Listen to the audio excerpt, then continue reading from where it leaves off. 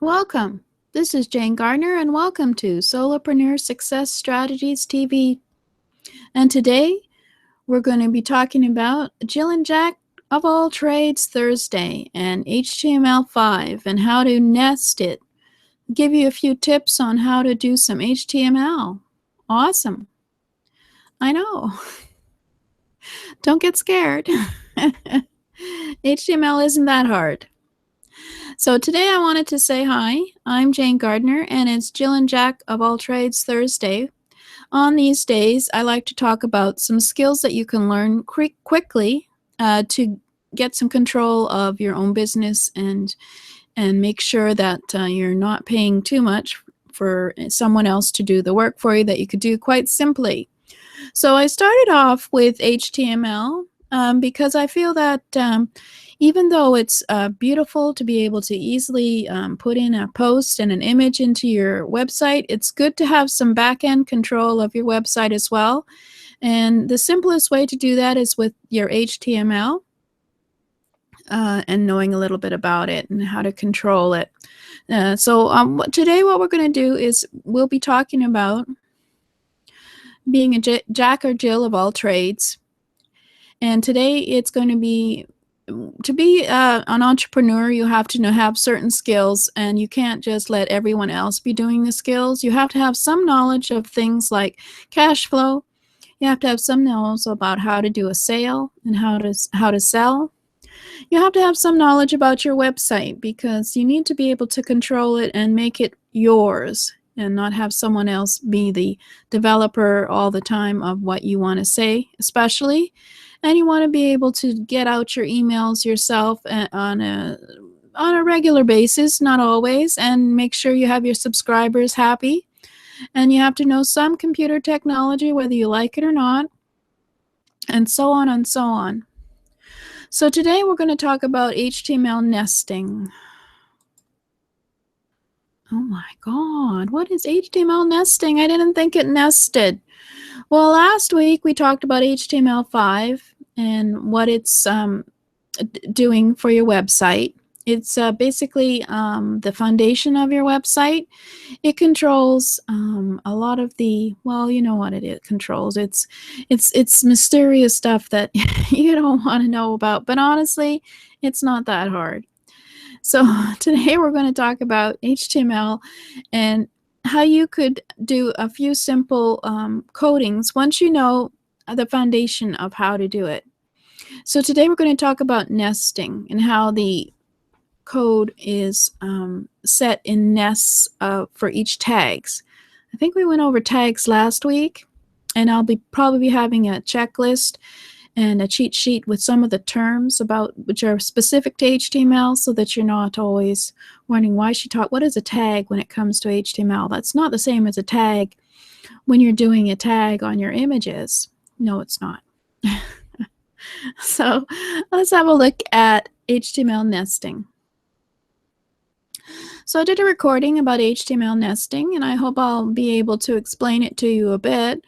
Obviously, I do have little manuals, etc., on how to use HTML, and I have other trainings on HTML. And certainly today, we're only going to learn a little bit about HTML, but it's fairly simple, believe it or not. So let's get this started. Let's see if it's going to work. Come on, video. Let's go. There we go. So nesting of your HTML elements, or they're the tags that you use in your HTML. And basically you always nest tags or pieces of code within other pieces. Now you have your declaration at the top. You have an HTML code which explains that it's HTML. You have your header, you have your body, you have your title, and it all goes into an HTML HTML file. Usually it's called the index.html file, which is the basic file to use for your website. But of course you can create any kind of HTML files. Now, nesting is really quite a simple idea. Basically you have let's have a look at the simple one. You have your declaration at the top. You have your HTML declaration as well about it being HTML. You have your header, top of your web page. You have a title. It has a closing nest tag, so it's backslash title, whereas the opening is just called title with the carets on either side. And then, of course, for the head section of your website, you have head, and then you have backslash head, which encloses the head section of your website.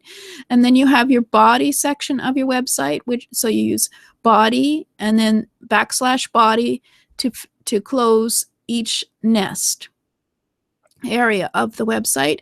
And at the very end, you have a backslash HTML tag, which tells the browser and the computer and the programming that you're finished.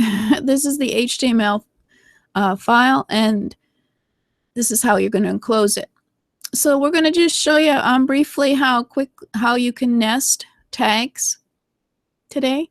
So I've got some text there that I'm going to put into paragraphs, but the doc type HTML is basically is the declaration that it's HTML.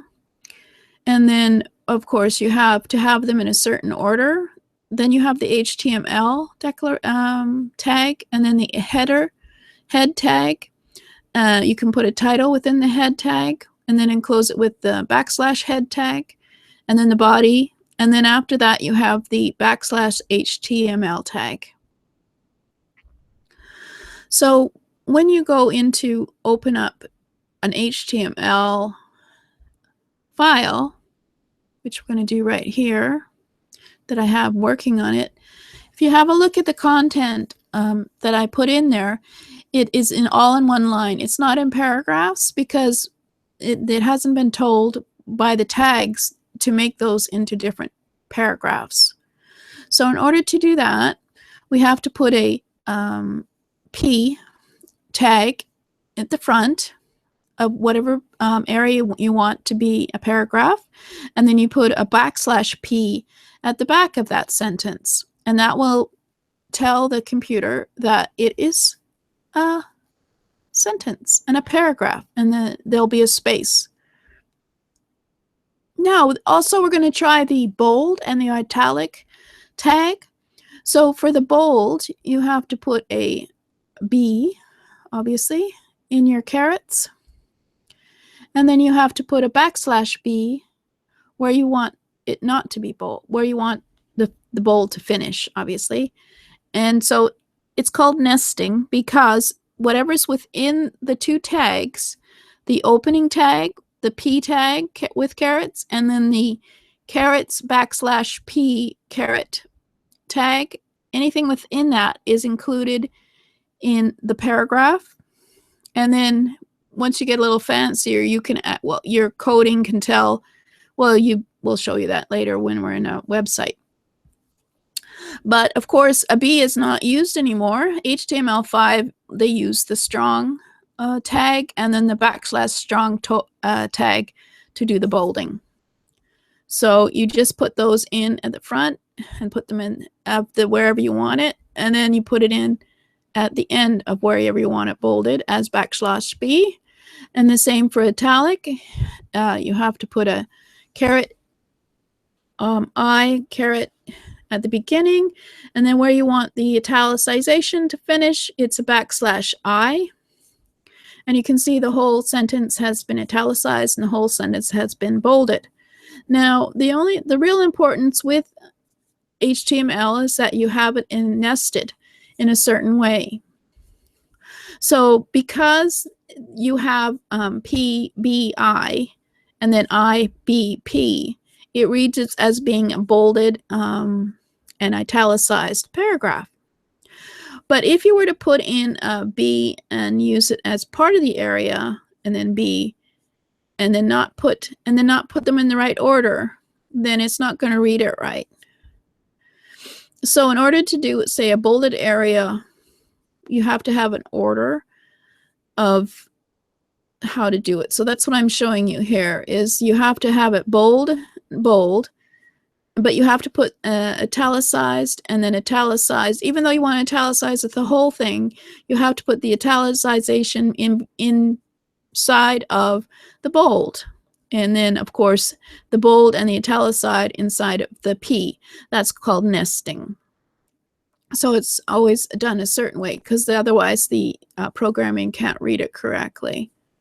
But this is a good thing to know, because if you're finding that when you have written out your blog post and it just won't italicize, or it just won't, title or bold the area that you want it to, that it's a good way to learn how to, excuse me, I finished.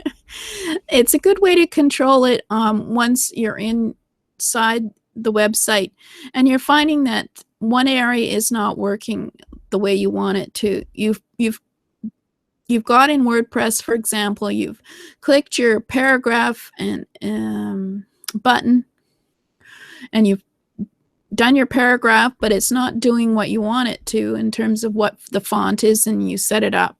So you go into the HTML and then you have a look at it. And then this way, if you know how there is nesting, what the priority of the nesting is, you can you have more control over your website. You can make it look pretty. But also, of course, you can do other things. So I think next time we'll go and have a look inside a website, in a WordPress website. I'm assuming that most of you have WordPress as for your website. I'm not going to do Drupal or Joomla or any of those other ones. I'm just not interested. I'm talking to those entrepreneurs who want to have blog posts up, and you don't want to pay a web developer to do their blog posts, or a web blogger or whatever. Hire someone to do it, and then they find out, well, look, the image is not in the right place. Move it over. And then it takes another 2 days for the web image assistant to go and do it, when you could have done that yourself within 2 minutes. Well, less than 2 minutes, really, if you do it quickly. Maybe I should just show you next week. I'll make a wonky looking blog post, and then just show you which of the simple HTML codes that you can use, and have a list for you of those, so that you can use it for the rest of the time as an entrepreneur. I mean, even though most websites now have WordPress, of course, and as a programming, and it's been updated all the time, and then there's cascading style sheets on top of your HTML. The HTML is the foundation for your website.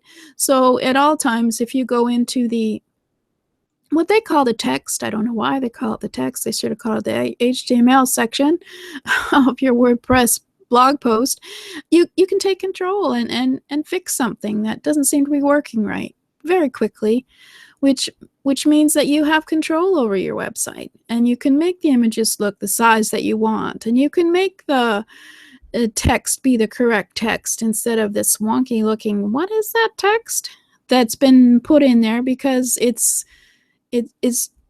somebody didn't pay attention to what they were doing. So I just wanted to mention again that this is called the Jill and Jack of all trades, because I really think that we should all have a little bit of control over all the aspects of our business. I know that you started up as an entrepreneur, and you thought you were just going to be selling your product or service, and meeting with clients and filling in forms, but you need to know a little bit about all the aspects of your business, and it's just important for you to do that. So I hope you'll subscribe over SolopreneurSuccessStrategiesTV.com, or this other way to say it is Jane-Gardner.com /SSS, where we talk about various ways to save time, save money, and be productive in your business. So let's get back to me and say hi. Goodbye. I'll see you next week.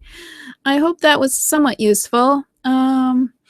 It's almost easier just to not do it with video, because the video goes quicker than I can speak. So we'll see you next week. Yeah, next week we'll go behind the scenes and I'll just show you, you don't have to be frightened about, having this website and having this WordPress and what the heck is this thing doing to me? And why doesn't it look like the way I want it to? And being able to control it a little so that you know what you're doing. I'm not expecting you to know everything, and I don't know everything. I just know a little bit about a lot of things, and that helps.